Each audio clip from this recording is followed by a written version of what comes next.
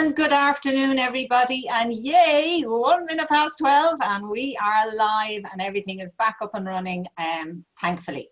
So it's Thursday, and it is our usual Well Expo interview. And today we chat all things PR with Tara Gillece from Gilleece Communications. Tara, you are very welcome. Thanks, Barbara. Thanks for having me. Delighted to be here. No, not at all, not at all. PR is one of those things, kind of people go, well, what exactly is it? You know, because I think a lot of us associated with, you know, the rich and famous and the politicians and all that kind of thing, and they're only using it maybe for negative stuff or whatever, but PR is actually very positive for the small business. So what exactly is it, and how can they, you know, dip their fingers into it? I suppose the easiest way to describe PR, and the way I like to describe it, because it's kind of a ladybird way of describing it, is PR. Advertising is you saying nice things about yourself, whereas PR is other people saying nice things about you. And right, actually, that's really good. Yeah, I mean, in advertising, you're paying, so basically that's why the message is always your message and what you want to put across. In PR, it is you telling a journalist your story, them interpreting it, and then writing up your story, which can be positive or negative, but 9 times out of 10 it is positive. So they're not actually looking for the negative. They're not looking for the negative unless you're Donald Trump or Boris Johnson or someone like that.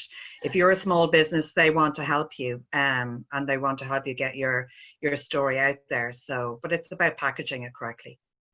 Ah, good stuff, good stuff. So we had a speaker on Tuesday, and like that, I wanted to purposely link both of you because he had been talking about crafting your story.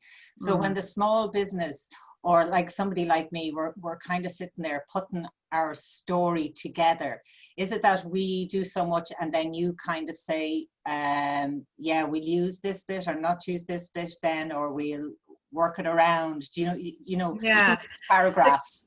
I think a lot of the time when people are talking about themselves or their business or their brand, they're too close to it. They can't see the wood for the trees. Yeah. So I think getting an expert or somebody, you know, independent, impartial, it really helps, because someone like me can just kind of delve a bit deeper and, you know, talk to you about your story, your business, your backstory, and try and pull out the salient points and I suppose, your unique selling point as well. Yeah, so you actually have to know kind of why you started, where you're coming from, and it's that why back at the beginning is probably the most important part. Yeah, absolutely. And I mean, a lot of my clients are small businesses, and you know, most of them are very, very passionate about what they do. I mean, if you weren't, you wouldn't get into business. What's the point? But because of that, they can't see the bigger picture. So they just think, well, why isn't everyone writing about me? I mean, my story is brilliant. And yes, you should feel that because it's your business, but you need to remember that there are thousands of businesses out there looking for a bit of publicity as well. So it's about finding that unique selling point and, you know, as I said, packaging it correctly, writing a strong press release, getting something out that's a little bit different, and, you know, approaching the right media. So the press release, so somebody like me sitting at home going, you know, okay, I think I let all the local radio stations know about me. Yeah. What do I do? What is my first step? Do you know what I mean? How do I go about it? Well, I suppose, yeah, just writing up a press release is the way it's the way it's traditionally been done. I mean, there are other ways now, obviously, with social media, like tweeting the radio station, just following them, sending messages on Facebook, Twitter, Instagram. But that can be lost at times unless you're lucky. But having said that, obviously Twitter is a great way to contact journalists. But yeah, it's about writing a strong press release. The first paragraph should always be the where, why, what. If, you know, we learned that in school in English anyway.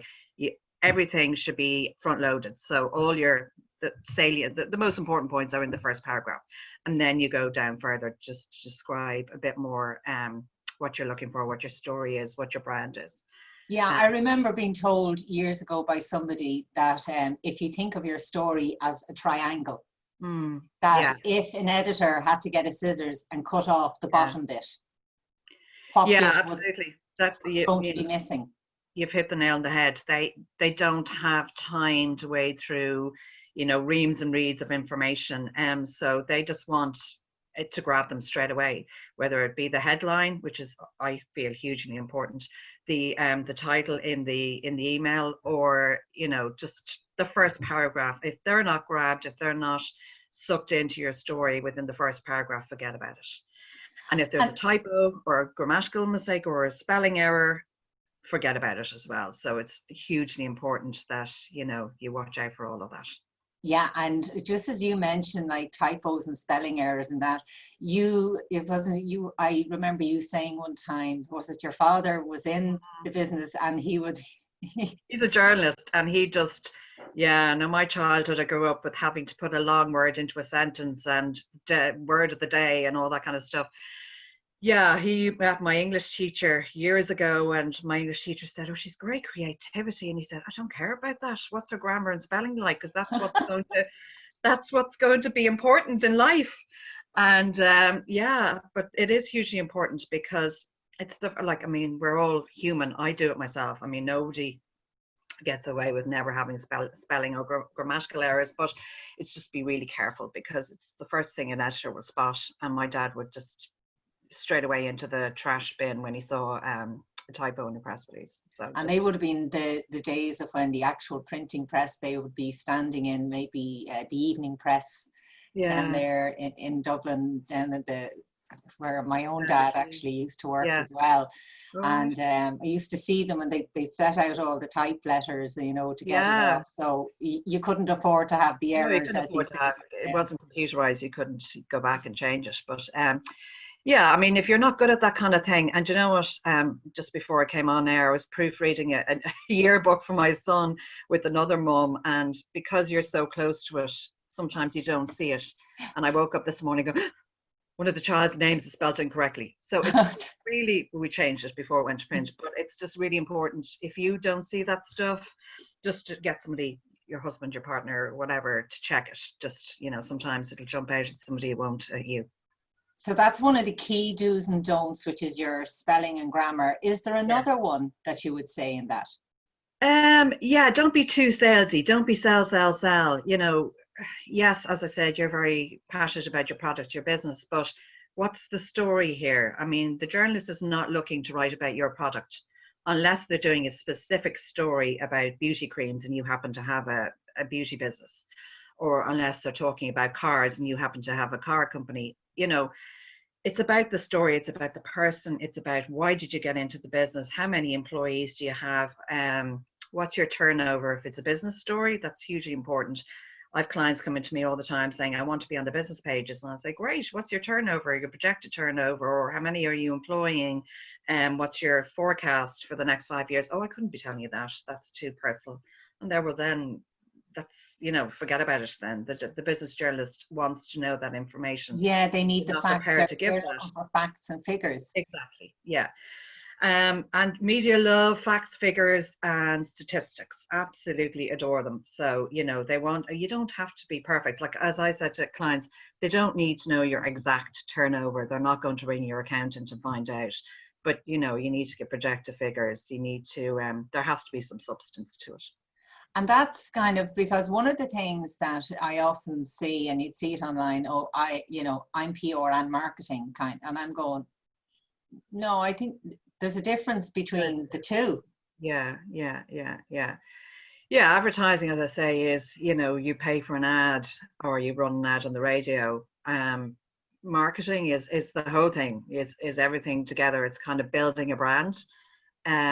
Like PR is part of the marketing mix, but marketing would be more about building your brand and, making sure all your ducks in a row. You have your logos are correct, your website is correct, everything is all kind of looking right, and you've got the right messages, and you're projecting your business or your brand in the right way. Whereas PR is basically getting it out there, getting the message out there to the wider public, to the via the media. Yeah, and when you think of it, I know like we say PR, like it stands for public relations, but actually then to separate it from marketing, you could nearly call it personal relations, because it's more to, it's the person Yeah. behind then that marketing mix that you're talking about. So you could nearly think of it like that. It might even make it easier for someone in a small business to think, well, hang on, it's like, okay, it's public relations, but it's public about the person Yeah. Yeah. behind. Absolutely. I mean, it is about the person. I mean, I always say, look, if you have a company and you're struggling to get PR, I mean, look at your backstory. I mean, maybe you won 10 All Ireland Irish dancing medals and then suddenly decided to do something completely different.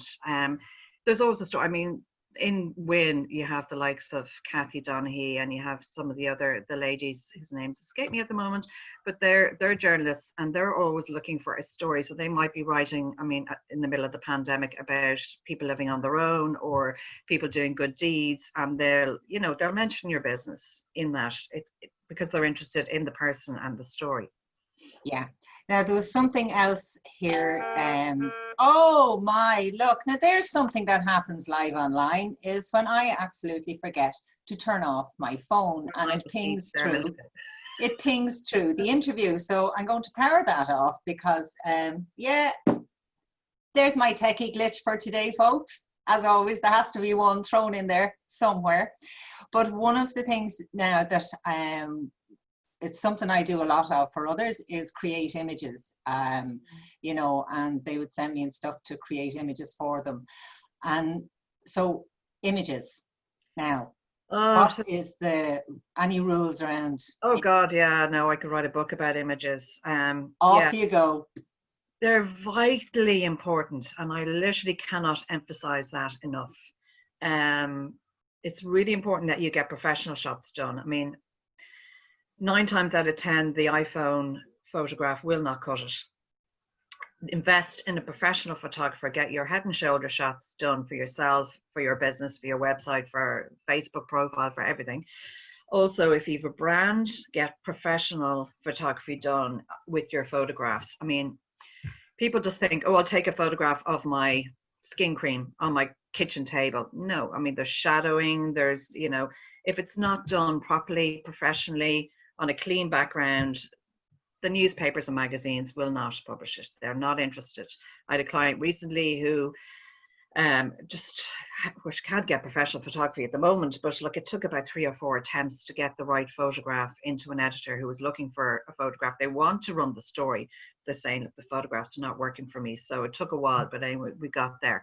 So yeah, it's vitally important. I know it's probably, we can't go out and get a photographer at the moment, but I mean, when when the dust settles, if you're thinking about getting out there, do it professionally. Put the money into it. It's so worth it, because all magazines, they build their pages on photographs, on images. And if your photographs are not of a high quality, high resolution, it's just not gonna happen for you. It really won't. Because the pixelation then and the density of the image, it really starts to show then, you know. I have to say, yes, it can be expensive. Some, depending on the photographer, because obviously they all range in price, but I know myself from work I did previously in the music area that I worked in, that I did invest in professional images of the instruments. I emptied my boot into her studio of the instruments and the various instruments I used, and I got the most amazing photographs back that I would actually still use to this day. So I've got 4 years on, 3-4 years on, and every time I look at them, I go, yeah, absolutely. And like that, even going for getting your logo done or your brand done, which, I have mine stuck here behind me on the virtual background. It really does make a difference, I found, for myself. Absolutely. And just using photographs that you use online, it's totally different. I mean, you can use low resolution images online, and people it doesn't matter as much, but it is hugely important. I would just really urge people just to take that very seriously. So tips then, if you were to give, say, 4 or 5 tips now in a step process for the businesses now looking at this, saying, okay, well, some obviously are going to be coming out of lockdown now on Monday. Yeah. Others say like a hair salon, it's not, and hair salons are actually vitally important at the moment, which is why I am thinking of it here. Yeah. They have to wait until July sometime. Yeah. So between now and July for businesses like that, what kind of things should they now be starting maybe to put into place if they can, to make sure that they're ready for, you know, that they have their PR set up? Yeah. I mean, obviously, apart from contacting somebody like you, Yeah. But themselves, Yeah. be ready for that.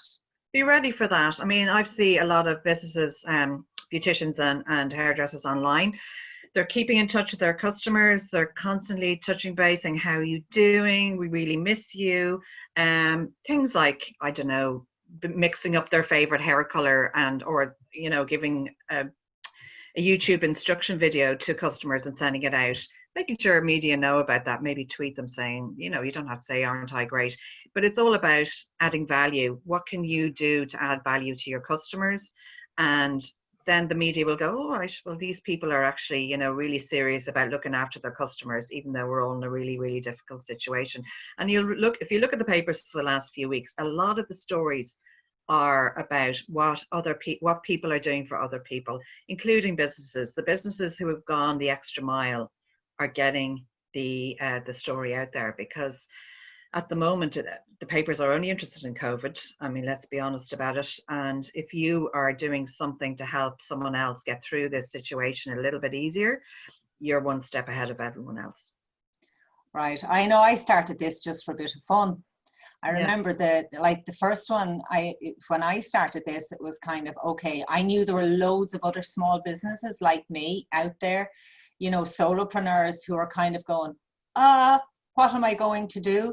And I see we have questions coming in too, Tara, for you, which is brilliant. But I remember thinking, what am I going to do? And then I kind of went, well, hang on. I actually know a lot of people who deliver services to businesses like me. Yeah. So why not just use the platform, yeah, you know, exactly. well, and just let people know. So, and that was actually the whole reason I started this. Plus, it actually took me out of that lockdown mode and, you know, just gave me something. I said, well, I know on a Tuesday and a Thursday, I'm going to be having a chat with somebody somewhere about something, you know, and that was the reason that I did this. But, and that was the only reason actually. Yeah. Yeah. I mean, I think I'm just fascinated with the amount of people getting out there and adding value and helping people for free. And then businesses who have literally set up and completely reinvented themselves. I mean, I read 2 stories recently. One is an events company, I think, and they literally, there's no events happening. So they were about to go under or whatever. So they had a load of wood for different stages they were going to build. And they decided, okay, what do people need at the moment? They need desks. They're working from home. So they came up with a model of a desk that literally is one that you can put away really easily at the end of the day, but looks really, really sturdy. And I think it's €149. You contact them, they deliver it and set it up in your home office the next day. Brilliant. They are making a fortune. Yeah, brilliant. They don't want to be working from their kitchen table because the kids are running around, so they want to. Yeah, I'll have to say, thankfully, I am past that homeschooling stage. Unlike yourself, I know. But Esther, questions in the background. What have we got? Yes, we have a question from Mary Cara. Can you overkill? In terms of contacting media, I assume Mary means.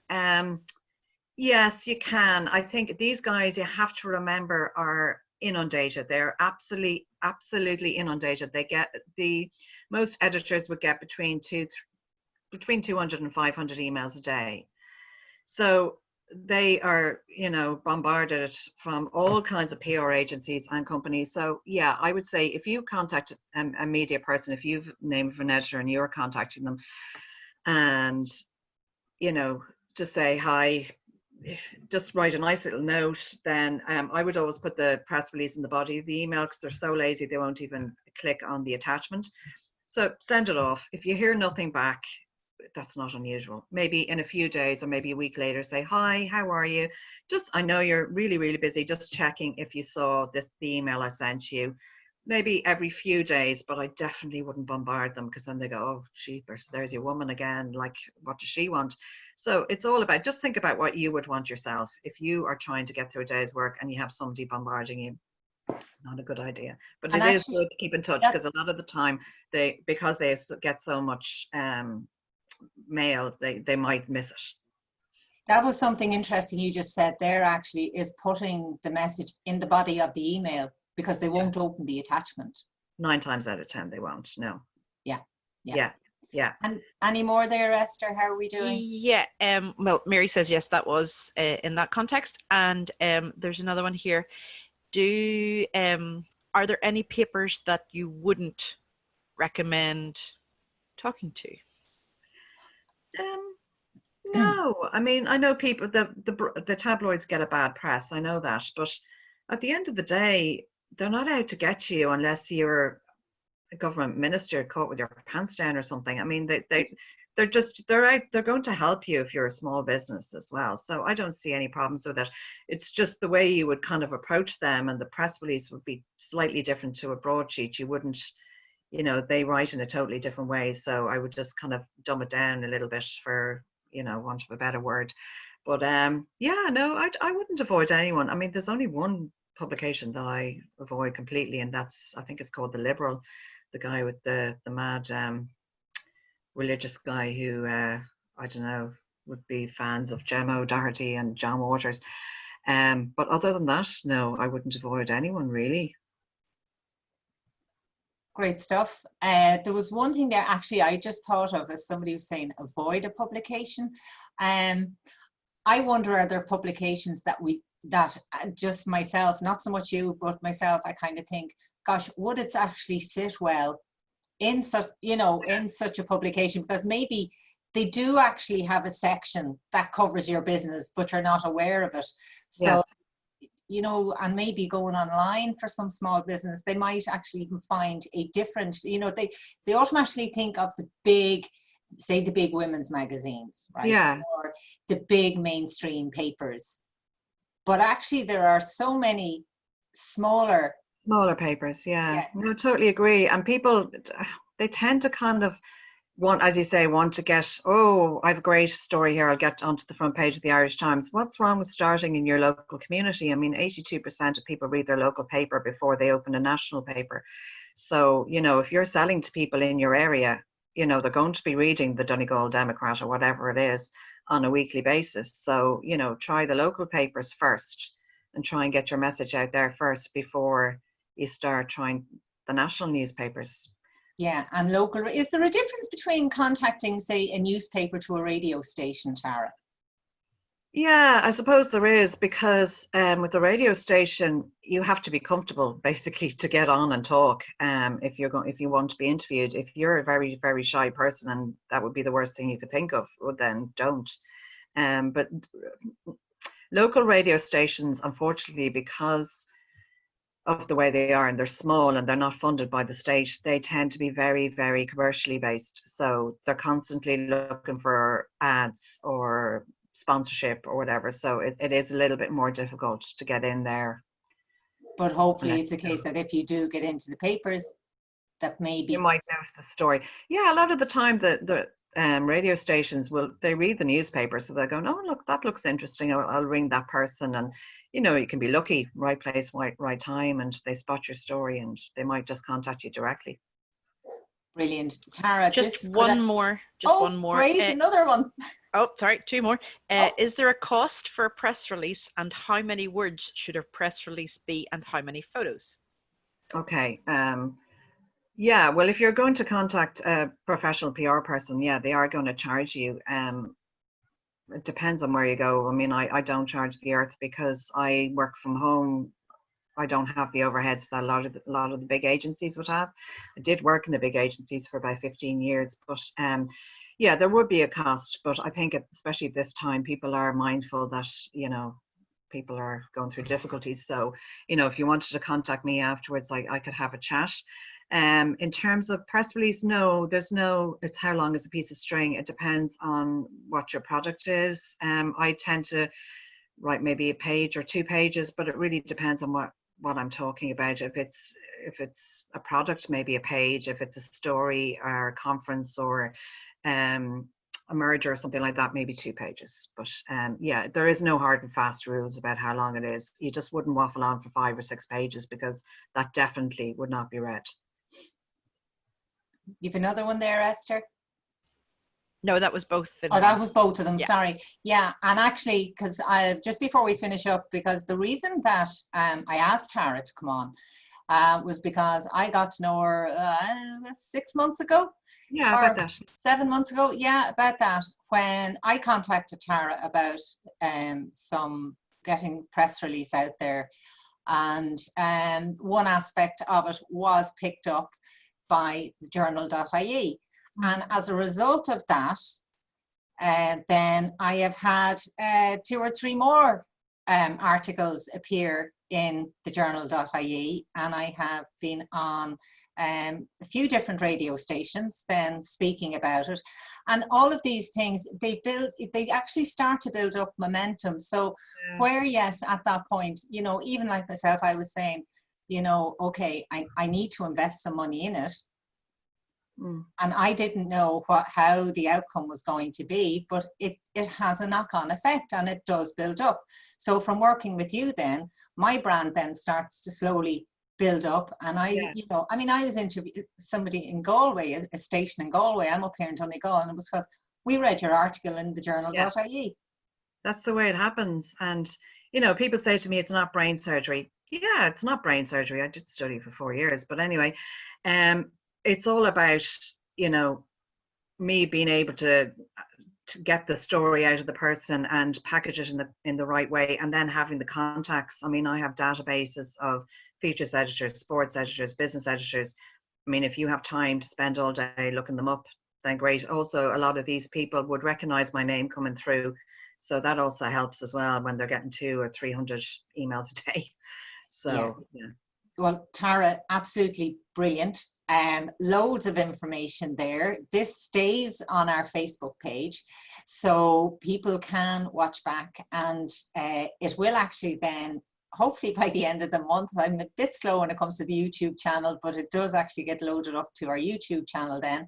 And if anybody, even on replay, has questions, pop them in, and we will get them answered for you. Tara, thank you so much. And to those who popped in questions, thank you for participating in today's live chat. Apart from my phone going off, I think we actually got it running really well. I managed it, and I'm a technophobe. Yeah. Brilliant.